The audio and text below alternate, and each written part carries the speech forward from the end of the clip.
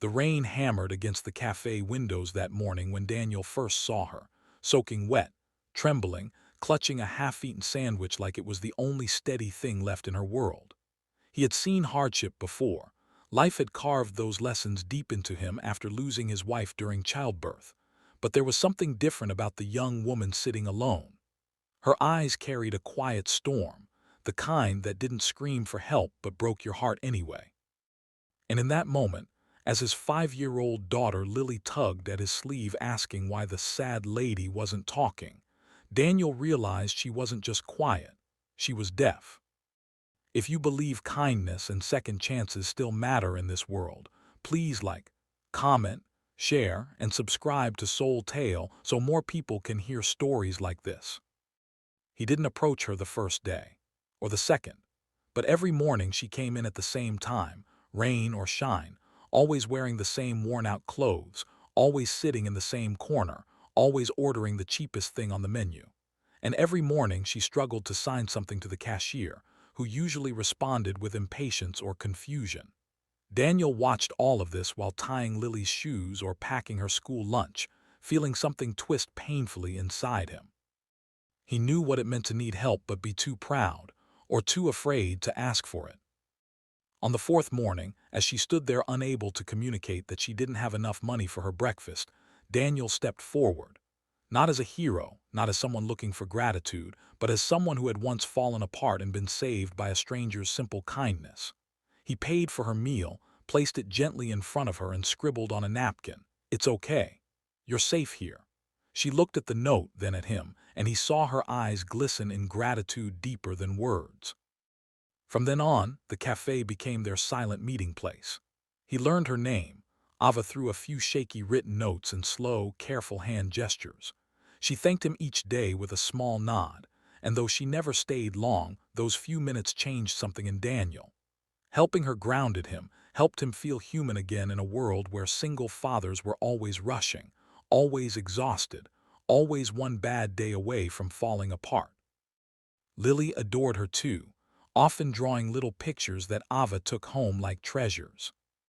Weeks passed, and bit by bit, Ava began to let him see the edges of her world. She had lost her parents young, survived a childhood of bouncing between relatives, and now lived alone in a small, damp apartment she could barely afford. She had been searching for work for months, but being deaf made communication difficult, and people often dismissed her before she could even try. She never complained. She never demanded. She simply existed in quiet resilience, and Daniel admired her more than he ever said aloud.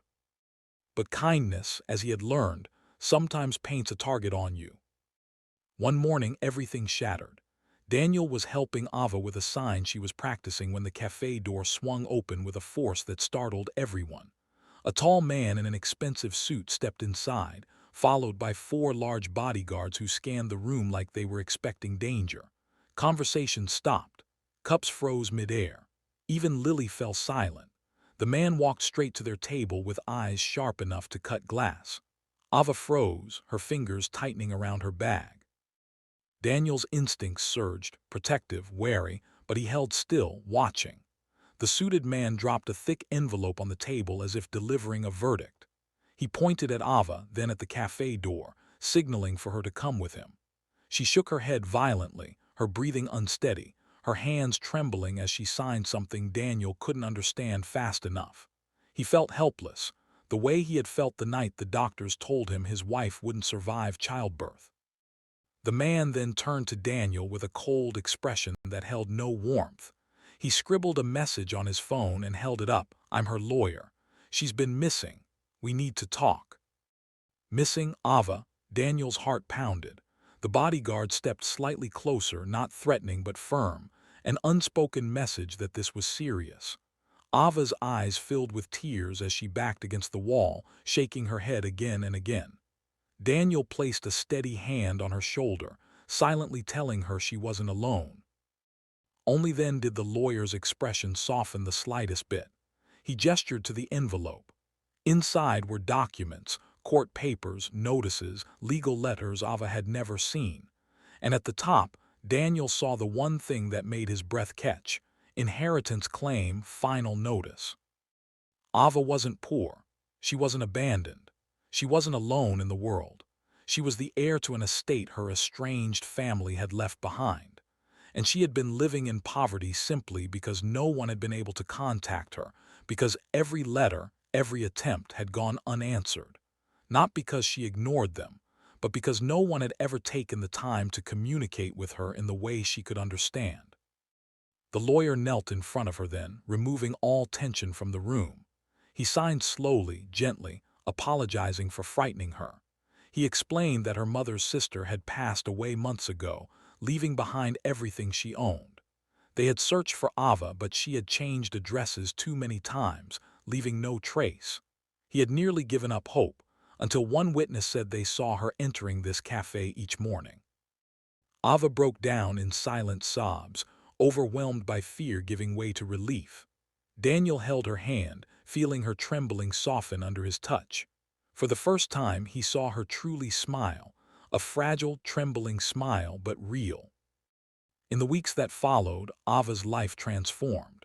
She moved into a safer home, began therapy, and enrolled in classes to improve her communication skills.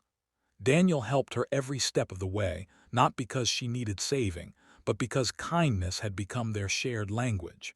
She grew close to Lily, who proudly declared that Ava was her silent superhero. But the truth was, Ava had saved Daniel too. She reminded him that strength doesn't always roar. Sometimes it whispers through tears, or through a hand that reaches out despite fear. As her life rebuilt itself piece by piece, Ava made sure one thing never changed. She still visited the cafe every morning. Only now, she walked in with confidence instead of fear, and she always saved the corner seat for the man and little girl who had seen her humanity long before the world recognized her worth. If this story touched your heart, please like, comment, share, and subscribe to Soul Tale so more souls can feel the power of kindness. Before you go, tell us in the comments, what small act of kindness changed your life?